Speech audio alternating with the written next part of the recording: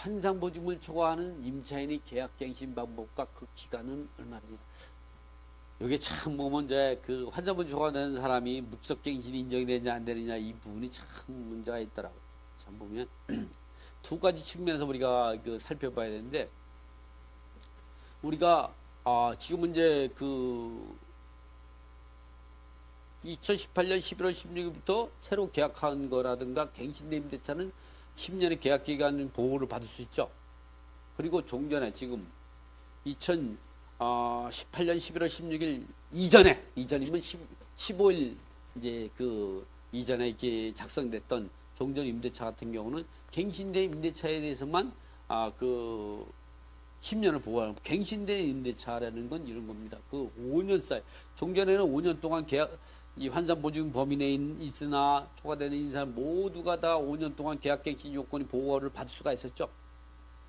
그러한 5년 동안의 보호를 받을 수 있는 이제 그 임차인이더라도 종전 임대차 법이 개정이 되기 전에 그 임대차 같은 경우는 5년을 보호받을 수가 있는 거죠.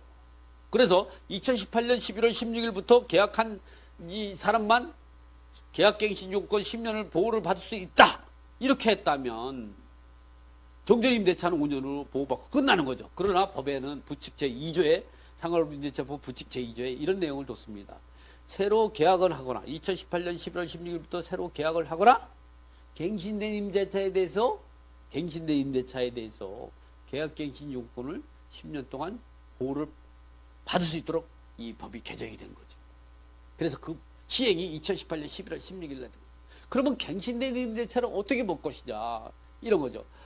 과거에 종전 임대차에서 5년 동안 한 번에도 갱신을 했다고 하면, 갱신한 적이 있다고 하면, 그런 경우는 뭐 이제 그 갱신된 임대차에서 10년 동안 보호를 하고, 10년은 어떻게 해요? 종전에 5년 하고 새로 5년 10년을 보호받은 거죠. 새로 10년을 보호받을 때는 게 아니고, 이러한 종전 임대차에 대해서 우리가 보호를 받을 수 있다, 이런 얘기죠. 근데 중요한 건 뭐냐면 묵시적 갱신도 갱신된 임대차에 들어간다는 거죠. 그러니까 갱신된 2018년 11월 16일부터 시행되는 그 임대차에서는 새로 계약 갱신한 경우는 당연히 인정이 되고, 묵시적 갱신도 인정이 되는 거죠. 그 묵시적 갱신은 민법 640조, 641조에 의한 이제 환산분이 초과되는 임차인이 묵시적 갱신된 것도 인정된다는 이런 포괄적으로 이 보는 게 이 법무부의 해석이더라고요, 보니까. 그리고 그렇게 봐야 되지 않나 생각이 들어요.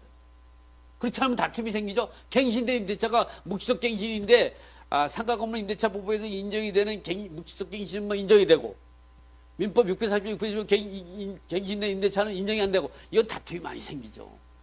그래서 그 법무부 해석을 제대로 한 거.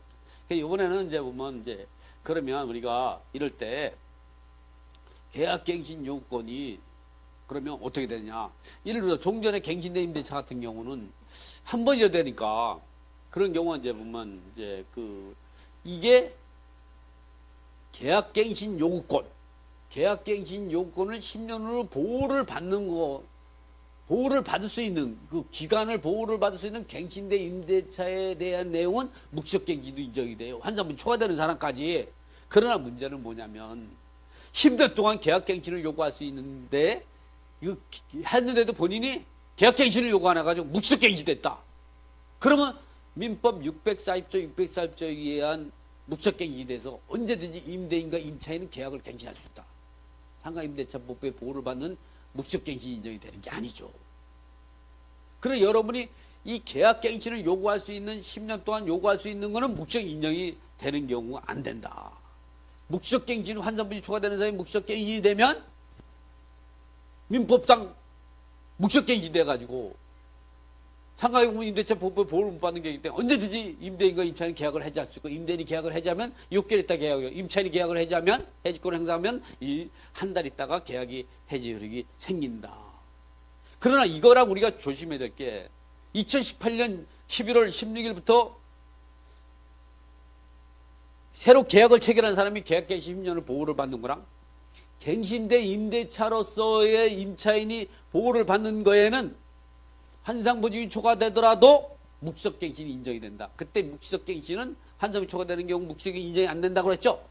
민법 640조 640조인 경우도 묵식갱신이 인정된다는 이 그 생각을 그렇게 폭넓게 생각하고 있는 게 법무부 해석이고 기본적인 법조계의 판단이더라고. 학자분들도 마찬가지고. 여러분들도 그렇다고 하더라도 이렇게 10년 동안 보호를 받을 수가 있으니까 언제든지 계약갱신을 요구해야죠. 그래서 여러분은 환자분 초과되는 분들은 반드시 그럴 때에는 다툼이 생길 수가 있어요. 물론 소송에 가서 또 재판을 해봐야 되겠지만 지금은 환자분이 초과되는 사람이 계약갱신을 요구하자고 무기석 그 보갱신을 했을 때 그 임대차는 임대인이 언제든지 계약을 깰 수 있다는 건 그거는 뭐 이미 이 법원 판례도 많이 나와 있고 당연한 겁니다. 그러나 이 지금 2018년 11월 16일부터 새로 적용되는 10년 보호권은 갱신된 무기석 갱신 민법 640, 640조 갱신된 임대차에도 보호를 받을 수 있다는 생각을 우리가 갖고 그렇다고 하더라도 언제든지 무기석 갱신되면 계약을 깰 수 있는 게 임대인의 지위에 있으니까 여러분들은 그렇게 무기석 갱신돼 있다 하면 임대인들이 잘 모르시죠?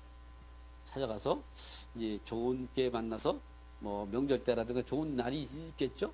아니면 뭐 음식을 대접하든가 하면서 저는 좀 더 계약을 오랫동안 계약을 하겠습니다. 더 영업을 하겠습니다. 그러면 뭐 그렇게 하세요. 이게 바로 계약갱신입니다.